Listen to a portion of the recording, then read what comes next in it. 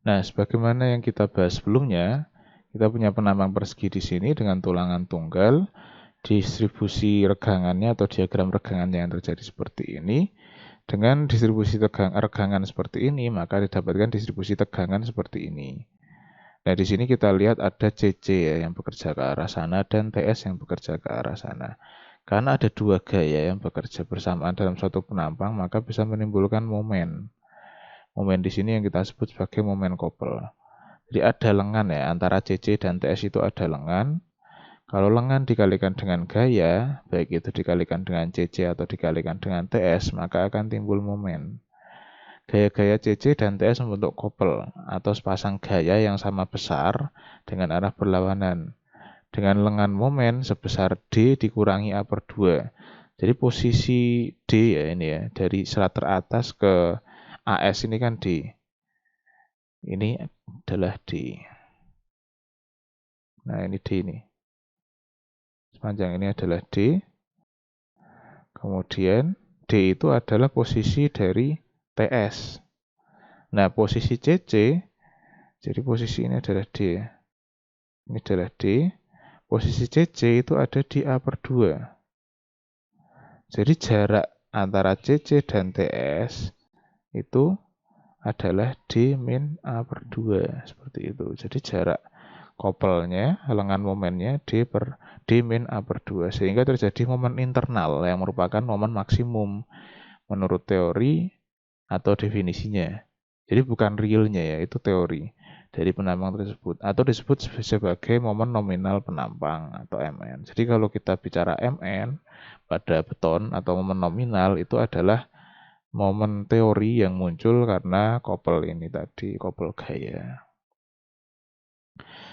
Dari momen nominal penampang atau MN selanjutnya dapat dihitung momen rencana atau MR atau momen desainnya atau MD. Yang kemudian nilainya itu dibandingkan dengan nilai momen perlu yang diperoleh dari analisis struktur. Jadi kita sudah punya beban-beban ya, kita sudah punya beban, katakanlah Q atau beban merata, kemudian dari Q itu kita bisa memperoleh nilai MU-nya atau momen yang terjadi ya. Kalau kita punya Q, itu kan MU-nya bisa dihitung dengan 1/8 QL kuadrat. Nah, kita punya MU di sini yang harus dipenuhi. Jadi, dari nilai MN, kalau dikalikan V, kita bisa dapat MD atau MR. Nah, kemudian nilai MD ini yang kita cek terhadap nilai MU. Nilai MD itu harus lebih besar daripada MU. Kalau nilai MD-nya lebih kecil dari MU, berarti baloknya tidak aman. Konsepnya seperti itu. Nah, asumsi awal, tegangan baja tulangan itu sudah mencapai tegangan leleh. Jadi, kita bisa memakai persamaan ini di mana TS itu adalah AS kali FY atau luas tulangan dikalikan dengan tegangannya, maka akan ketemu gaya ya. AS ini kan satuannya milimeter persegi dikalikan dengan Newton per milimeter persegi. Nanti akan ketemu Newton. Jadi TS-nya dalam Newton. Kemudian yang ini juga sama, Fj aksen itu Newton per milimeter persegi, dikalikan A itu milimeter, B itu milimeter, sama ketemunya akan dalam Newton. Jadi bisa dilakukan sigma FH sama dengan 0, itu berarti T sama dengan CC. Dari sini nanti akan didapatkan nilai A, dari nilai A bisa dihitung nilai C, dari nilai C bisa dihitung regangan tarik neto atau epsilon T, dari epsilon T bisa didapatkan nilai V. Dari nilai V, di sisi lain kita menghitung MN ya. MN-nya bisa dihitung dengan sama dengan T dikalikan T ini dikalikan dengan D min A per 2. Dari MN dikalikan dengan V, kita bisa mendapatkan nilai MD. Yang kemudian MD ini kita cek terhadap MU. Alurnya seperti itu yang harus dilakukan.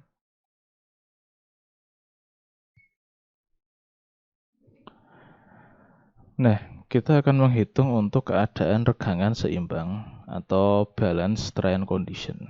Keadaan regangan seimbang itu yang seperti apa? Keadaan regangan seimbang itu adalah yang kalau regangan betonnya mencapai 0,003 dan regangan tarik bajanya yang posisinya itu kita hitung di titik berat baja tulangan tarik, itu tepat mencapai regangan lelehnya atau epsilon Y-nya. Jadi kondisi balance ini adalah kondisi yang dicapai ketika regangan betonnya itu mencapai 0,003 dan regangan tulangannya yang dihitung pada titik berat ya. Kalau kita punya dua baris tulangan seperti ini, ya dihitung di titik berat tulangannya gitu. Di titik berat grup tulangannya. Titik berat grup tulangannya kebetulan kan 4 sama 2 ya kira-kira ada di lebih dekat ke yang 4 di sini kira-kira. Nah, itu regangan di sini kalau diplotkan di diagram regangan ini dia tepat mencapai regangan leleh atau epsilon Y-nya. Seperti itu. Jadi regangan baja tulangannya yang dihitung di titik berat tulangan tarik itu tepat mencapai regangan leleh. Jadi persamaannya itu bisa kita masukkan seperti ini. CB sama dengan, CB itu posisi garis netralnya dari atas, itu bisa dihitung dengan 0,003 dibagi 0,003 ditambah epsilon Y dikalikan dengan nilai D. Di sisi lain kita punya persamaan CCB itu sama dengan 0,85 FC aksen dikalikan AB kali B. Ini CC ya, sama dengan CC yang kita bahas tadi. Kemudian di sisi lain kita punya TS juga, di mana TS adalah AS kalikan FY. Syaratnya adalah epsilon FH sama dengan 0. Kenapa di sini diberikan notasi tambahan B? Karena kita menghitung kondisi balance. B itu mengacu ke notasi balance. Tetapi notasi yang lain sama, CC hanya ditambah dengan B, TS ditambah dengan B. Nah, yang akan kita cari kan AB ya, atau A tetapi untuk kondisi balance. Dan luasan tulangan untuk kondisi balance. Jadi ada notasi B. Nah, syaratnya masih sama, yaitu sigma FH sama dengan 0. Jadi di sini bisa dipenuhi TSB sama dengan CCB. Dari sini kita bisa menghitung kebutuhan ASB-nya. ASB-nya sama dengan 0,85 kali FC aksen dikalikan AB kali B per FY. Kemudian dari situ kita bisa mendapatkan nilai kebutuhan tulangan yang balance. Tetapi yang perlu jadi catatan, keadaan ini hanya teoritik, hanya di atas kertas. Karena akan mengalami kesulitan untuk kondisi realnya di lapangan. Jadi kalau kita menghitung di atas kertas itu kan bisa koma-koma ya, dia bisa nilai itu baik sekali nilainya. Tapi kalau itu diasumsi realisasikan, nilai-nilai yang pembulatan atau yang desimal itu kan tidak bisa kita lakukan di lapangan. Jadi tetap ada pembulatan di lapangan. Jadi tetap hasilnya nilai balance ini nantinya hanya akan menjadi nilai teoritik saja. Tetapi untuk merealisasikan kita hanya mendekati kondisi regangan balance. Apa kegunaannya meninjau kondisi regangan seimbang atau balance? Yaitu untuk menentukan nilai regangan batas terkendali tekan atau epsilon CCL atau compression controlled limit strain.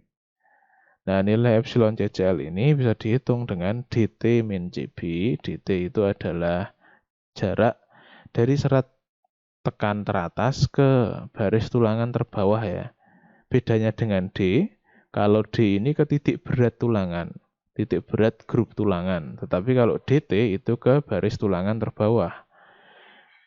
Epsilon CCL bisa dihitung dengan dt min CB per D min CB dikalikan epsilon Y.